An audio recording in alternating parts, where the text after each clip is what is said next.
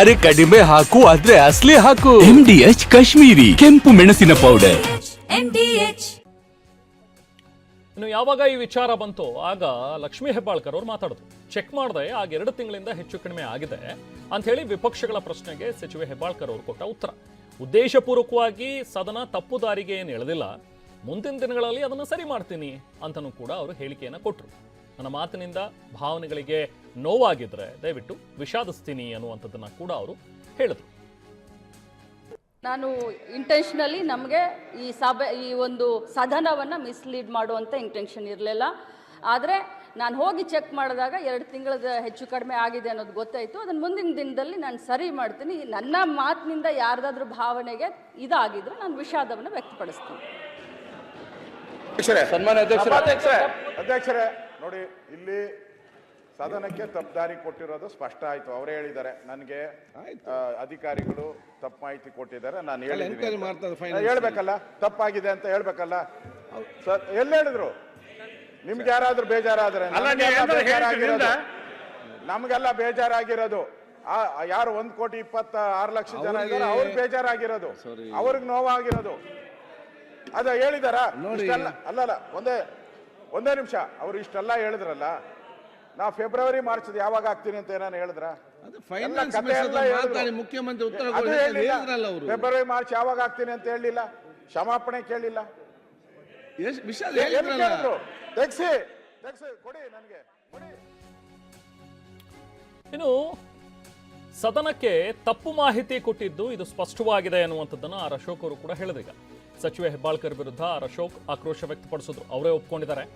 ಆದರೆ ಈಗ ಕ್ಷಮೆ ಕೇಳಬೇಕು ಅವರು ಅಂತ ಆರ್ ಅಶೋಕ್ ಪಟ್ಟು ಹಿಡಿದ್ರು. 1,26,00,000 ಯಜಮಾನಿಯರಿಗೆ ಬೇಜಾರಾಗಿದೆ ಇವರ ನಡೆಯಿಂದ ಅಂತ ಹೇಳಿದ್ರೆ ಅಂತ.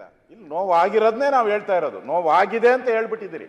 ಆಗಿದ್ದರೆ ಬೇಡ, ಆಗಿದ್ದರೆ ಬೇಡ, ಆಗಿದೆ ಅದನ್ನ ಹೇಳಿದಾರಲ್ಲ, ಎಲ್ಲ ಹೇಳಿದ್ರು. ನೋವಾಗಿದ್ದರೆ ಅಂತ ಹೇಳಿದ್ರು. ಅದರಿಂದ ನೋಡಿ, ಇಲ್ಲಿ ಅವರು ಹಠ ಹಿಡಿತಾ ಇದ್ದಾರೆ.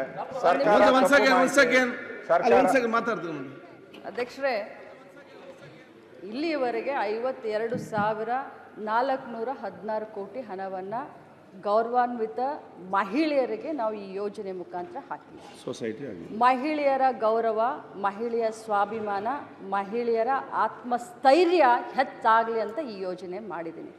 ನಾನು ವಿರೋಧ ಪಕ್ಷದ ಎಲ್ಲ ಸದಸ್ಯರಿಗೆ ಕೇಳಲಿಕ್ಕೆ ಬಯಸ್ತೇನೆ, ನಾನು ವಿಷಾದವನ್ನು ವ್ಯಕ್ತಪಡಿಸ್ತೀನಿ. ಆ ವರ್ಡು ಮಾನ್ಯ ಸುರೇಶ್ ಸಾಹೇಬ್ರಿಗೆ ಇಷ್ಟ ಆಗಲಿಲ್ಲ ಅಂದರೆ ನಾನು ಕ್ಷಮೆಯನ್ನು ಕೂಡ ಕೇಳಲಿಕ್ಕೆ ಬಯಸ್ತೇನೆ.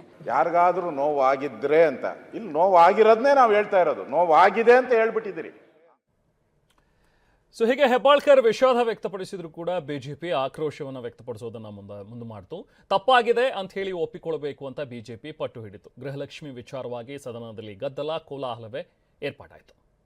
ಮಹೇಶ್ ತೆಂಗಿನಕಾಯಿ ಅವರು ಕೇಳಿದ ಪ್ರಶ್ನೆಗೆ ಸದನದಲ್ಲಿ ಅವತ್ತು ಅವ್ರು ಕೊಟ್ಟಿರುವಂಥ ಉತ್ತರ ತಪ್ಪಿತ್ತು ಅನ್ನುವಂಥದ್ದು ನಂತರದ ನಮಗೆ ಬಂದಿರುವಂಥ ದಾಖಲೆಗಳ ಮುಖಾಂತರ ನಿಮ್ಗೆ ಗಮನಕ್ಕೆ ತಂದಿದ್ದೀವಿ. ಇವತ್ತು ಅವರು ಅದನ್ನು ನಾನು ಉದ್ದೇಶಪೂರ್ವಕವಾಗಿ ಅಲ್ಲ ಕೊಟ್ಟಿದ್ದು ಅನ್ನೋದನ್ನು ಕೂಡ ಅವರೇ ಮಾಡಿದ್ದಾರೆ.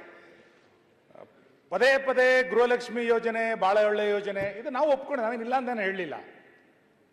2 ತಿಂಗಳು ಆಗಸ್ಟ್ ತನಕ ಕೊಟ್ಟಿದ್ದೀವಿ ಅಂತ ಒಬ್ಬರು ಸಚಿವರು ಮತ್ತು ಮುಖ್ಯಮಂತ್ರಿಗಳು ಸ್ವತಃ ಒಪ್ಕೊಂಡ್ರು, ಆಗಸ್ಟ್ ತನಕ ಕೊಟ್ಟಿದ್ದೀವಿ ಅಂತ.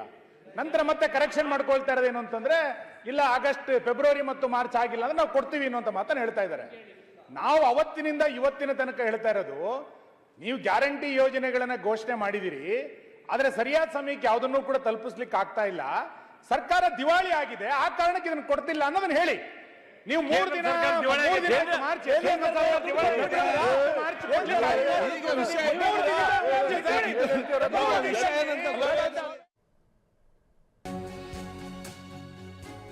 ಸೊ ಸರ್ಕಾರ ದಿವಾಳಿ ಆಗಿದೆ ಅಂತ ಹೇಳಿ ಶಾಸಕ ಸುನಿಲ್ ಕುಮಾರ್ ಅವರು ಆಕ್ರೋಶ ವ್ಯಕ್ತಪಡಿಸ್ತಾ ಇದ್ರು. ಸದನದಲ್ಲಿ ಬಿಜೆಪಿ ಶಾಸಕ ಸುನಿಲ್ ಕುಮಾರ್ ಅವರು ಆಕ್ರೋಶ ವ್ಯಕ್ತಪಡಿಸಿದ್ರು. ಸುನಿಲ್ ಕುಮಾರ್ ಅವರ ಮಾತಿಗೆ ಡಿಸಿಎಂ ಡಿ ಕೆ ಶಿವಕುಮಾರ್ ಆಗ ತಿರುಗೇಟನ್ನ ಕೊಟ್ಟರು. ಭದ್ರಾ ಮೇಲ್ದಂಡೆ ಯೋಜನೆಗೆ 5,300 ಕೋಟಿ ಸ್ಯಾಂಕ್ಷನ್ ಮಾಡಿದ್ದೀವಿ ಅಂತಾರೆ, ಅದು ಇದುವರೆಗೂ ಕೂಡ ಕೊಟ್ಟಿಲ್ಲ. ಕೇಂದ್ರ ಸರ್ಕಾರ ದಿವಾಳಿ ಆಗಿದೆ ಅಂತ ಅಲ್ವಾ ಹಾಗಾದ್ರೆ ಆತ ಹೇಳಿದ್ವಾ ಅನ್ನುವಂಥ ಒಂದು ಮಾತುಗಳನ್ನ ಡಿ ಕೆ ಹೇಳಿದ್ರು. ಕೇಳಿ ಒಂದು ನಿಮಿಷ. 5,300 ಕೋಟಿ ರೂಪಾಯಿ ನಿಮ್ದೇ ಬಜೆಟ್ ಇರೋಸಪ್ಪ, ನಿಮ್ದೇ ಗೌರ್ಮೆಂಟ್ ಹೇಳ್ತು.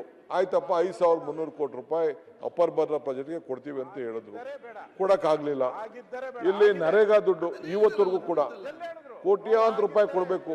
ಜಲ್ ಜೀವನ್ ಮಿಷನ್ ದುಡ್ಡು ಸುಮಾರು 30-40 ಸಾವಿರ ಕೋಟಿ. ಹಂಗಂತ ಕೇಂದ್ರ ಸರ್ಕಾರ ದಿವಾಳಿಯಾಗೋಯ್ತು ಅಂತ ಹೇಳಕ್ಕಾಗ್ತದ? ನಾನು I can't tell that. We are there. ನಾವು ಏನು ಮಾತು ಕೊಟ್ಟಿದ್ದೇವೋ, ಯಡಿಯೂರಪ್ಪನವ್ರು ಹೇಳಿದ್ರು ಒಂದು ಕಾಳು ಕಡಿಮೆ ಕೊಟ್ಟರು ನಾವು ಈಸ್ಕೊಳ್ಳೋದಿಲ್ಲ ಅಂತ ಹೇಳಿದ್ರು. We are committed to it.